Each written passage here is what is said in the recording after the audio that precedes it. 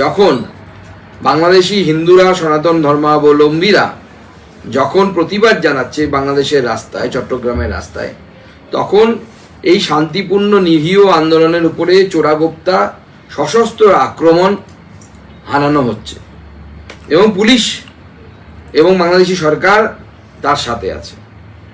আজকে বাংলাদেশে এই হিন্দুদের অবস্থা দেখে ভারতবাসীর তথা পশ্চিমবঙ্গবাসীর বিশেষভাবে শিক্ষা নেওয়া উচিত। যদি আমরা উপযুক্ত সময়ে জাগ্রত না হই, তাহলে পশ্চিমবঙ্গের হিন্দুদের সাথেও এই ধরনের ঘটনা ঘটতে বাধ্য হবে। আমি চিন্ময় প্রভুর বিষয় নিয়ে বিভিন্ন জায়গায় কথা বলেছি, ভারতের বিদেশ মন্ত্রকের সাথেও কথা বলেছি, এবং বিদেশ মন্ত্রকও আপনারা দেখেছেন তাদের প্রেস নোট জারি করেছে।